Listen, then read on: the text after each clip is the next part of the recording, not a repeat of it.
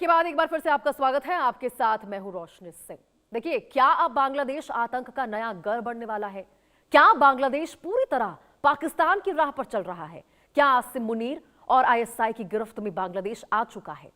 क्योंकि बांग्लादेश में चुनावों के बाद मोहम्मद यूनूस की जगह तारिक रहमान की सरकार बनी तो उम्मीद थी कि वहां भारत विरोधी कट्टरपंथ की भावना थोड़ी कम होगी, लेकिन भारत के एक पूर्व जासूस ने पड़ोसी मुल्क की अंदरूनी हकीकत की जो खुफिया जानकारी जुटाई है, उससे देखिए लग रहा है कि भारत के खिलाफ बांग्लादेश के भीतर से कुछ बड़ा हो सकता है। भारत के पूर्व रॉ एजेंट ने बांग्लादेश के बारे में जो खुफिया जानकारी सार्वजनिक की है, वो देश की आंतरिक सुरक्षा के लिए बहुत ही ज्यादा महत्वपूर्ण मानी जा रही है, बहुत ही ज्यादा चिंताजनक भी है। इससे देखिए लग रहा है कि बांग्लादेश में भारत के खिलाफ जो असल खौफनाक साजिश चल रही है, वो ठीक से सामने आ ही नहीं रही है।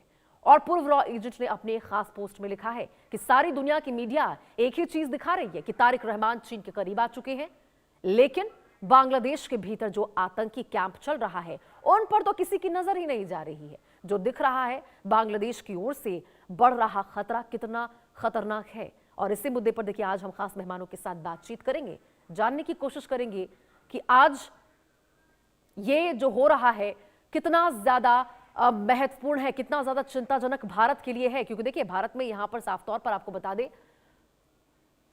बांग्लादेश में जो साजिश रची जा रही है, 17, आपको बता दें, एक दो नहीं बल्कि यहां पर 17 टेरर कैंप मौजूद नजर आए हैं, जिसमें 174 से ज्यादा आतंकवादी शामिल है। तो सोचिए कैसे पाकिस्तान की राह पे बांग्लादेश चल रहा है। चीन और पाकिस्तान तो हमारे दुश्मन है ही, अब देखिए नया दुश्मन हमारा उभर कर सामने आ रहा है। ये कहना गलत नहीं होगा। बांग्लादेश पर क्या खुलासा हुआ है, जरा ये आपको अब बताते हैं कि क्या क्या नए खुलासे हो रहे हैं बांग्लादेश पर। पूर्व रॉ अधिकारी का बड़ा दावा सामने आया है। बांग्लादेश में 13 आतंकी कैंप होने का दावा किया गया है, जिसमें 174 आतंकियों के सक्रिय होने का दावा है। भारत विरोधी गतिविधियों पर चिंता जताई गई है।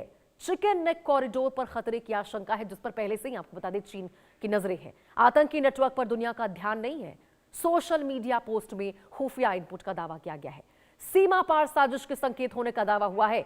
सुरक्षा एजेंसियों के लिए अब चुनौती बढ़ चुकी है। चुनौती इसलिए बढ़ी है क्योंकि देखिए कैसे बांग्लादेश में यहां पर भारत के खिलाफ साजिश रची जा रही है।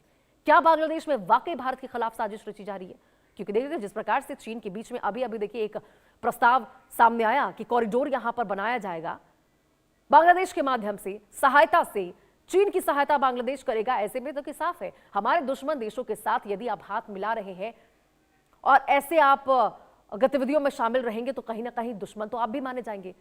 विदेश मामलों के जानकार अरविंद सिंह तेजावत जी हमारे साथ जुड़ चुके हैं, उनसे ही जानने की कोशिश करेंगे इस विषय पर। बहुत बहुत स्वागत है अरविंद जी आपका इस खास बातचीत में जुड़ने के लिए। अरविंद जी, देखिए सीधा पहला सवाल तो मेरा यही होगा कि ये जो गतिविधियां देखने को मिल रही है, ये जो 13 टेरर कैंप देखे गए, 174 से ज्यादा आतंकवादी बांग्लादेश में यहां पाए गए हैं, जो खुफिया इनपुट के द्वारा जानकारी मिली है, भारत के लिए कितना ज्यादा चिंताजनक है ये विषय? भारत के लिए वाकई ये बहुत चिंताजनक है, क्योंकि इससे ये साबित हो रहा है कि भारत के लिए सिक्योरिटी चैलेंजेस काफी जबरदस्त होने वाले हैं। और ये तब जब आपको पता है कि बांग्लादेश की जो सीमा है वो चीन और पाकिस्तान के भी मुकाबले बड़ी है, और इतनी बड़ी सीमा का हम सर्विलेंस नहीं कर सकते हैं।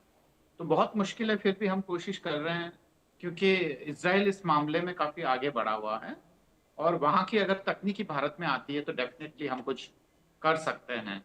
भारत के लिए वाकई है। और बिल्कुल बांग्लादेश तिस्ता परियोजना में चीन काफी तेजी से इन्वॉल्व हो रहा है। उसके अलावा हम्बनटोटा श्रीलंका में, चाहे वो ग्वादर हो पाकिस्तान में, चाबहार से भी भारत लगभग बाहर ही है।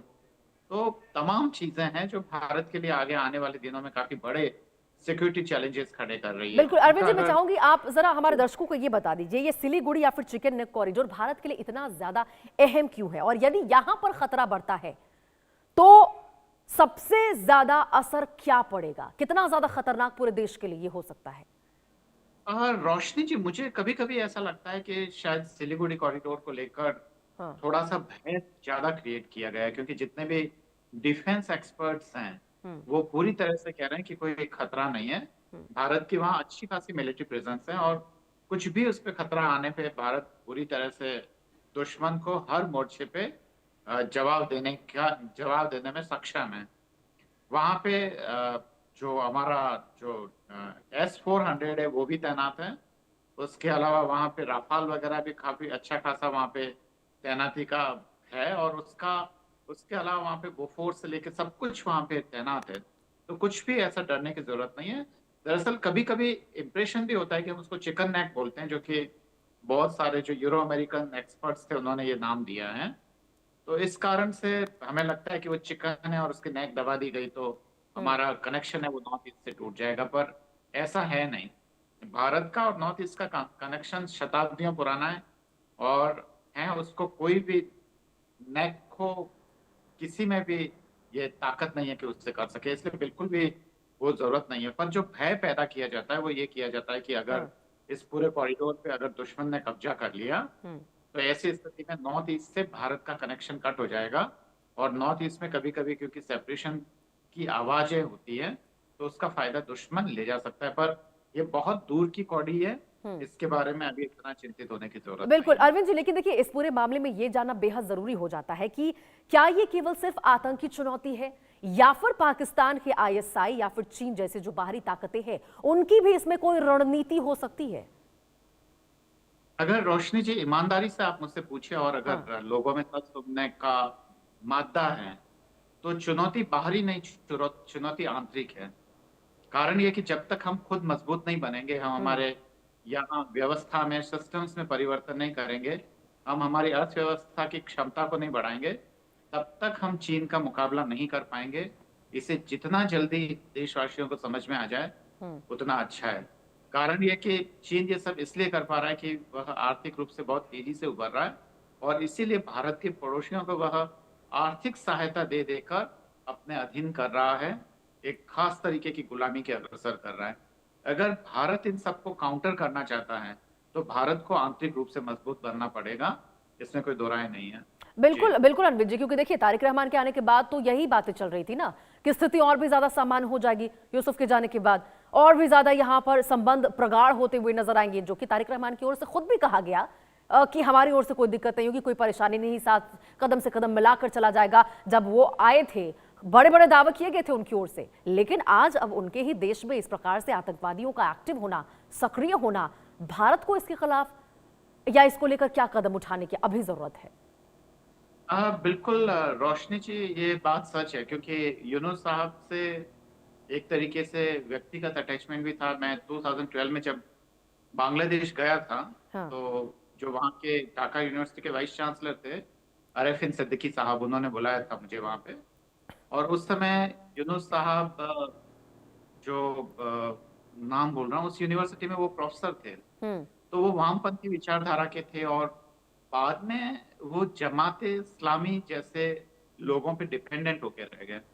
तो जाहिर है कि वो केवल कठपुतली थे, केवल वो चेहरा थे, और पूरा जो मास सपोर्ट था क्योंकि जमात इस्लामी के साथ था, तो वो पूरा का पूरा वही लोग उनको संचालित कर रहे थे।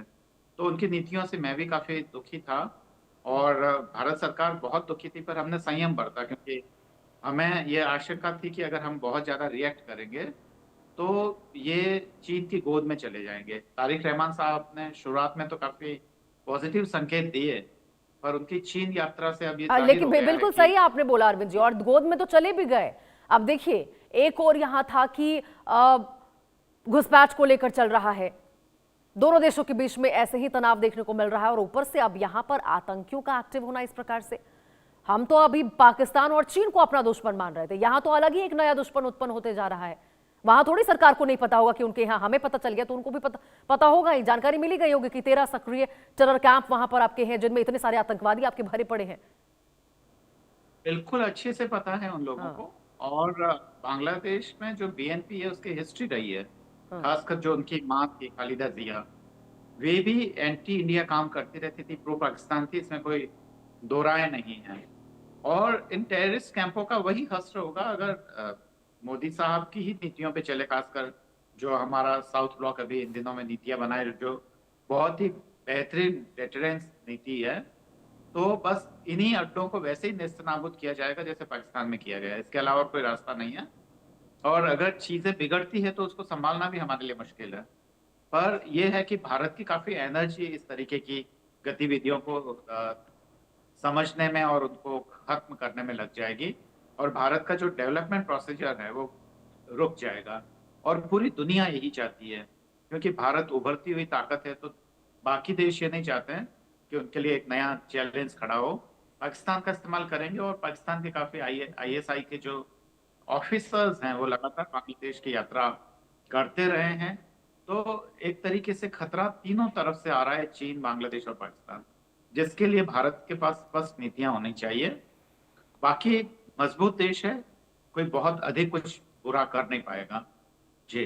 लेकिन अरविंद जी, अभी ये बताइए कि क्या बांग्लादेश की जो मौजूदा सरकार है उससे भारत को कैसे, क्या रुख अपनाना चाहिए? मतलब इस पर सख्ती से इस मुद्दे पर बातचीत होनी चाहिए, या फिर पहले कूटनीतिक रास्ता अपनाकर कोई समाधान करने का प्रयास होना चाहिए? देखिए रोशनी जी, जब बांग्लादेश और भारत के बीच में बहुत सारी समस्याएं चल रही थी, तो तमाम जो एक्सपर्ट्स थे वो एंटी बांग्लादेश बहुत सारी अपनी राय देते थे, और इसके पीछे मेन लॉजिक ये था कि बांग्लादेश में एक खास जो जो रिलीजियस आइडेंटिटी है, मुस्लिम जो या इस्लाम के साथ जो वो आइडेंटिटी है बांग्लादेश की, तो उसके साथ अटैच करने की कोशिश कर रहे थे। तब भी बार बार जो गंभीर आलोचक थे ये उन्हें रोक रहे थे कि ऐसा मत करिए, क्योंकि इससे बांग्लादेश में एक खास तरीके की इनसिक्योरिटी पैदा होगी, और इसी इनसिक्योरिटी के कारण चीन इसका फायदा उठाएगा, जो अभी हमें देखने को मिल रहा है। पर वाकई भारत सरकार की ये प्रशंसा की जानी चाहिए कि उन्होंने भारत बांग्लादेश के रिश्तों में काफी संयम बरता।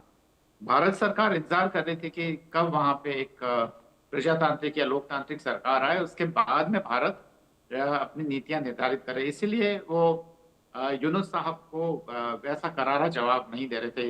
ये तब हो रहा था जब तमाम हिंदुओं को वहां बांग्लादेश में सरेआम मारा गया, कानून व्यवस्था की धज्जियां उड़ाई गई, वहां से काफी हिंदू शरणार्थी भारत की ओर भी लौटे। और सबसे मजेदार या सबसे दुखद बात यह है कि जो बांग्लादेश में 23 से 24% हिंदू थे, आज केवल 8 से 9% हिंदू रह गए हैं। पर भारत सरकार ने कभी नहीं बोला, केवल इसलिए कि भारत सरकार को ये डर है कि अगर बहुत ज्यादा सख्त रुख अपनाएंगे तो नहीं, लेकिन फिर वही बात है अरविंद जी कि यदि सख्त रुख आप नहीं अपनाएंगे तो फिर क्या ये सारी चीजें होने देंगे? अल्पसंख्यकों के साथ जो वहां पे हो रहा है, हिंदुओं के साथ वहां पे जो हो रहा है, या फिर आज पीओके की ही बात देख लीजिए ना, हम इसके ऊपर भी भारत सरकार की ओर से क्या स्टेप लिया जाता है इस पर हमारी भी निगाहें टिकी हुई है। पीओके में अब मदद की मांग कर रहे हैं वहां के लोग कि भारत हमारी मदद करे, क्षेत्र हमारे तमाम जो आसपास के हैं वो हमारी मदद करे, अपील करते हुए नजर आ रहे। तो ये स्टेप्स कब देखने को मिलेगा इसमें? क्योंकि लंबे समय से हम देख रहे हैं ना, अभी आज की बात तो है नहीं, बहुत लंबे समय से वहां पे ऐसे प्रदर्शन चल रहे हैं। रोशनी जी, इस बारे में जो हमारे नीति नियंता है उनके बारे में दो तरह के विचार है। पहले लोग ये सोचते हैं कि नहीं, भारत की ये रेस्पॉन्सिबिलिटी है कि जो हमारे पड़ोसी देश है वहां पे हिंदुओं की स्थिति ठीक हो और सब कुछ हो। तो ये एक सोच हो सकती है जिसमें वह अपने पड़ोसियों से संबंध निर्धारित करना चाहता है, पर इसका कितना फायदा होगा ये एक अलग बात है। दूसरी सोच ये है, कुछ जो नीति नियंता है वो ये सोचते हैं कि अगर बांग्लादेश में कोई परेशानी होती है तो उसका आंतरिक मामला है। भारत को तब चिंता होती है जब उन्हीं या उनकी जमीन का इस्तेमाल एंटी इंडिया एक्टिविटीज के लिए किया जाता है। और ये तय है कि बांग्लादेश की हालत वो है जो 32 दांतों के बीच में जीत की होती है। एक तरफ चीन है, एक तरफ भारत है, तो बांग्लादेश को बैलेंस बिठाने में बहुत दिक्कत आ रही है। इसीलिए वो पहले मलेशिया जाते हैं, उसके बाद में वो चीन की यात्रा करते हैं। तो ऐसा नहीं है कि भारत का खौफ खत्म हो गया है, बांग्लादेश में आज भी भारत का खौफ मौजूद है। और खासकर शेख हसीना को हमने शरण देकर ये साबित भी किया है कि भारत एक अच्छा मित्र भी है। अगर भारत के प्रति कोई अच्छी नीतियों का अनुसरण करता है तो उसको भारत नुकसान उठा के भी हर तरीके की मदद करने की कोशिश करता है। तो तारिक रहमान साहब को ये चीज समझनी चाहिए, मैच्योर है काफी, और उन्होंने बार बार बयान दिया है कि भारत से संबंध ठीक रखना चाहते हैं। तभी मुझे लगता है, पर अगर वो अपनी जमीन का इस्तेमाल भारत विरोधी गतिविधियों के लिए करेंगे तो बहुत मुश्किल हो जाएगी। क्योंकि बिल्कुल अरविंद जी, क्योंकि अभी हम इसका देखिए, इसका उदाहरण अभी देखने को मिल रहा है। ये पाकिस्तान के कदमों पर जिस तरह से रास्तों पर चल रहा है बांग्लादेश, आतंकवाद को लेकर आज तक तो हम पाकिस्तान को ही जानते आते थे कि भाई वही है जो भारत के खिलाफ ऐसे षड्यंत्र रच सकता है, आतंकवादी गतिविधियां देखने को उसकी ओर से मिलती है। लेकिन अब यहाँ पर जो बड़ा खुलासा हुआ है, अब रॉ चीफ की ओर से ये जो बहुत बड़ा खुलासा किया गया, टेरर है, इतने आतंकवादी वहां पे सक्रिय हैं, बिल्कुल एक्टिव भूमिका निभा रहे, तो यदि यहाँ पे बांग्लादेश की जमीन का इस्तेमाल भारत गतिविधियों, विरोधी गतिविधियों के लिए होता है, तो वाकई दोनों देशों के रिश्तों पर तो बहुत ज्यादा असर पड़ेगा फिर इसका नकारात्मक। रोशनी से बात बात बिल्कुल ठीक है, पर ये कहना थोड़ी सी जल्दबाजी होगी कि बांग्लादेश है वो पाकिस्तान के नक्शे कदमों पे चल रहा है। क्योंकि अगर बांग्लादेश की किसी भी हालत में देखें, मुस्लिम आइडेंटिटी तो बिल्कुल नहीं है। खासकर अभी की जो सरकार है और इससे पहले की सरकार है वो एक रिलीजियस आइडेंटिटी को लेकर चल रही है, पर बांग्लादेश में बांग्लादेशी पहले बांग्ला है, उसके बाद में वो मुस्लिम है, और यही कारण है कि उसका विभाजन हुआ था। लेकिन देखिए अगर मुस्लिम अरविंद जी, ये बात भी थोड़ा सवाल इस पर भी होने चाहिए कि ये जो पूर्व एजेंट ने जो खुलासा किया है, उनका साफ तौर पर जिस तरह से उन्होंने व्यंग्यात्मक तरीके से लिखा कि जो मीडिया है वो तारिक रहमान को लेकर दिखा रही है, चीन की बातें कर रही है, लेकिन उससे परे बहुत कुछ है, वो जो असल में हो रहा है वो उससे काफी ज्यादा बड़ा है, तो ये किस तरफ आकर वो संकेत देना चाह रहे हैं? रोशनी जी, काफी जिम्मेदारी के लिए एक शब्द का इस्तेमाल कर रहा हूँ, वो है मूर्खता। हाँ। पूरी तरह से मूर्खता है जो बांग्लादेश कर रहा है। कारण ये कि चीन ने सहायता के नाम पर बांग्लादेश को क्या बांट रहा है, फाइटर प्लेन बांट रहा है, अपने जितने भी जो चीजें हैं, जो खासकर युद्ध को चलाने वाली चीजें, चाहे वो फाइटर प्लेन हो या लड़ाई के साथ सामान, बांग्लादेश का विकास इसमें नहीं होगा, क्योंकि वो किसी भी हालत में भारत की बराबरी सैनिक स्तर पर नहीं कर सकता है। तो ऐसे में फाइटर प्लेन वगैरह खरीद के वो अपनी सिक्योरिटी को एश्योर नहीं कर सकता है, और उसके कारण उसके डेवलपमेंट प्रोजेक्ट्स रुकेंगे, और फायदा किसको होगा? चीनियों को होगा। तो बांग्लादेश को ये समझना होगा, भारत और बांग्लादेश के हित इतने जुड़े हुए हैं, जिस तरीके से चारों तरफ से बांग्लादेश भारत से घिरा हुआ है, ऐसे में उसका विकास भारत विरोधी चीजों को कर कर कभी नहीं हो सकता। नुकसानदायक होगा अरविंद जी, साफ तौर पर है।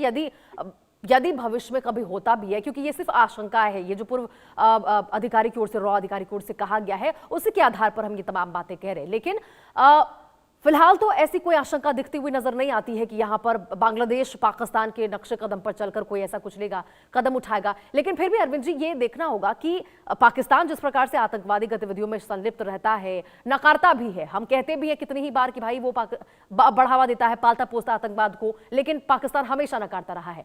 तो यहां जब ये एक्टिव कैंप पाए गए हैं, आतंकवादी पाए गए हैं, तो क्या वहां की सरकार इसके ऊपर अमल करेगी? उसको लेकर कोई फैसला, कोई कार्रवाई करती हुई नजर आ सकती है? रोशनी जी, इनका इस्तेमाल किया जाएगा राजनीतिक स्तर पर।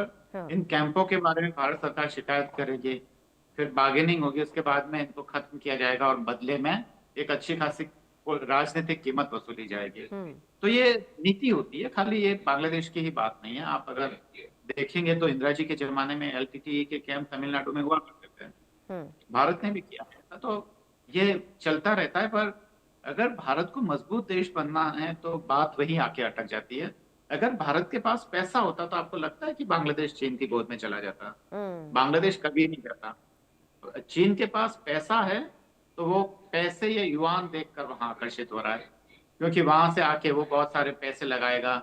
उन पैसों से बांग्लादेश के जो पॉलिटिशियंस है वो करप्शन करेंगे, उसके बाद में उस करप्शन के पैसे से वो अपनी लग्जरी खरीदेंगे। तो चीन अभी पैसा दे रहा है उसके लिए। हमें इस हकीकत को नहीं भूलना चाहिए। भारत को अगर मजबूत बनना है तो भारत को कुछ करना पड़ेगा। जी बिल्कुल अरविंद जी, क्योंकि देखिए, चाहे हम माने ना माने, ये पाकिस्तान और चीन के साथ बांग्लादेश की जो नजदीकियां हैं वो काफी ज्यादा बढ़ रही है, और ये हमारे लिए चिंता की विषय जरूर हो सकता है। हाँ, चिंता का विषय है, और भारत सरकार में जो विदेश मंत्रालय में बैठे हुए लोग हैं वो काफी एक्टिव है, खासकर जिनके पास साउथ एशिया का चार्ज है।